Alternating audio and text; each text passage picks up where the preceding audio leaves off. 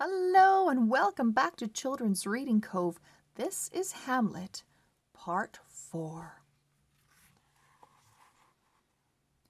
They bundled me into a windowless carriage and locked the doors, and I was driven speedily through the night. I could see nothing and could hear only the rattling of the wheels and the cracking of the driver's whip, keeping the horses at full gallop. After several hours, the carriage arrived at a port, and I was placed on a ship that set sail almost as soon as I was aboard. I made no attempt to escape. It was all over. My father was unavenged. Claudius had outwitted me, and I was as good as dead. Just before dawn broke, my life seemed to become some strange dream, for the most unlikely thing happened. I was rescued by Danish pirates.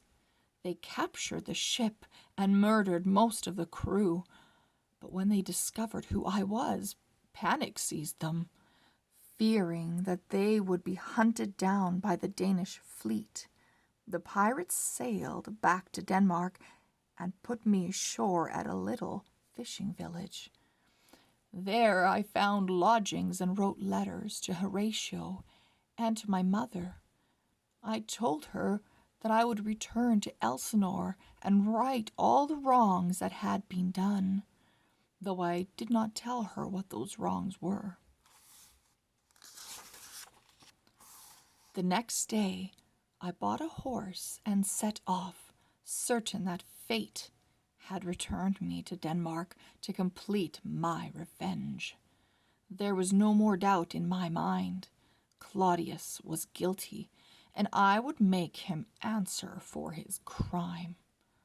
I was still some way from the castle when I was met by Horatio, who had ridden out to find me. There was a darkness in my friend's face, and I knew he was the bearer of ill tidings. "My lord," he said, "the lady Ophelia is dead. Claudius told her that you had killed her father, and the grief drove her so mad that she drowned herself." Tears blurred my sight.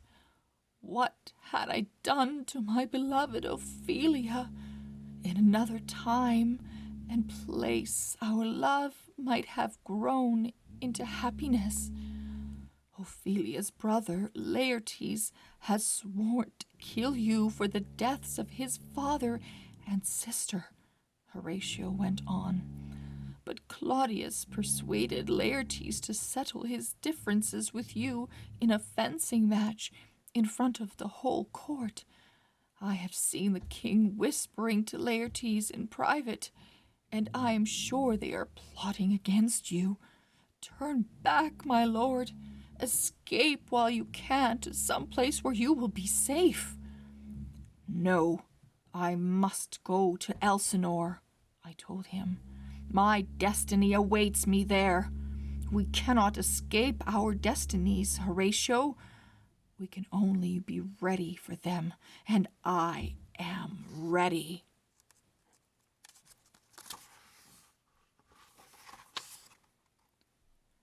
And so the ghost, Claudius, the pirates, and my destiny have brought me back to the torchlight and candles of the great hall at Elsinore.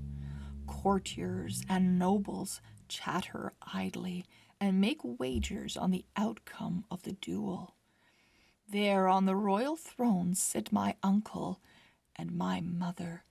She smiles at me and looks proud.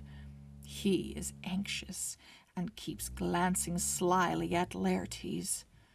Laertes is filled with a cold hatred that makes his eyes shine like moonlight on ice.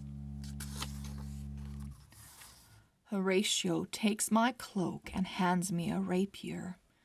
His face is pale and worried. He leans close and whispers, "Have a care, my lord. There is a death in Laertes' look.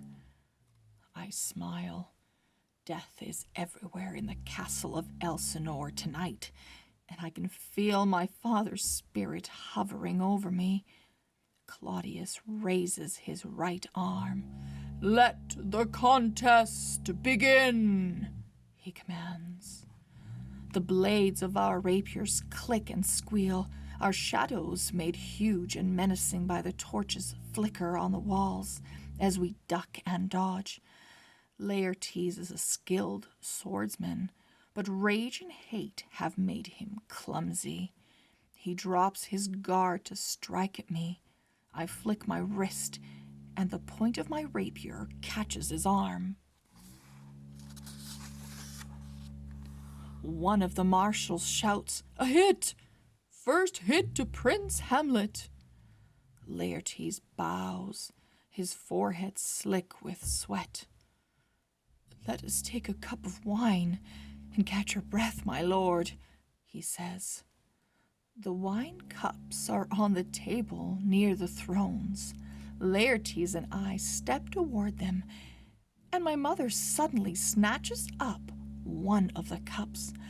"A toast to honor my beloved son," she announces. "No," hisses Claudius. He reaches out as if to dash the cup from my mother's lips, but he is too late.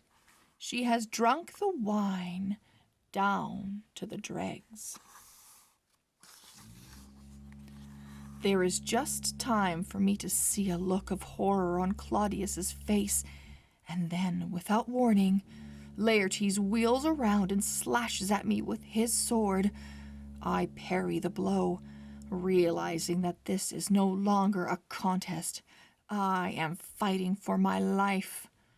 I see Laertes' eyes, blind with fury. I watch his mouth twist itself into an ugly snarl.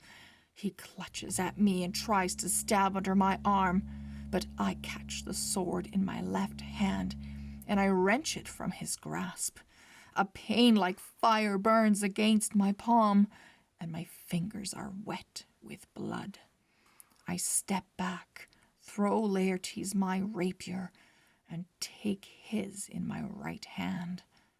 "On guard," I say. We fight on, but something is wrong. Laertes looks terrified, and his breath comes in sobs. The pain in my hand is fierce, throbbing up into my forearm. I have suffered from sword cuts before, but none as painful as this.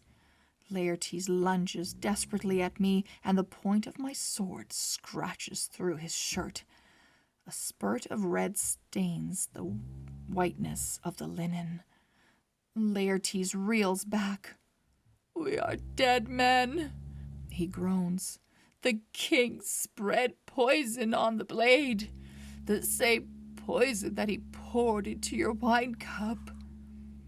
I see all now. I understand the hot agony that is creeping through my left arm and across my chest. Laertes cries out, "The king is a murderer," and crumples to the floor. At the same time, my mother screams and topples from her throne. There is no time left. I must act quickly before the pain reaches my heart. I stagger toward Claudius, and he cringes in his throne, covering his face with his hands. "Traitor!" I say, and drive the poisoned sword deep into his heart. Voices shout, people are running. I fall back, and someone catches me. I think it is Horatio, but I cannot see him clearly, for a darkness is falling before my eyes, coming down like the snow falling that night on the battlements.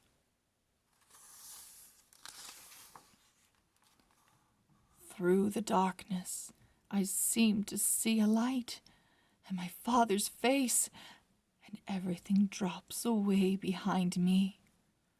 Horatio's voice whispers, "Farewell, sweet prince," and the rest is silence.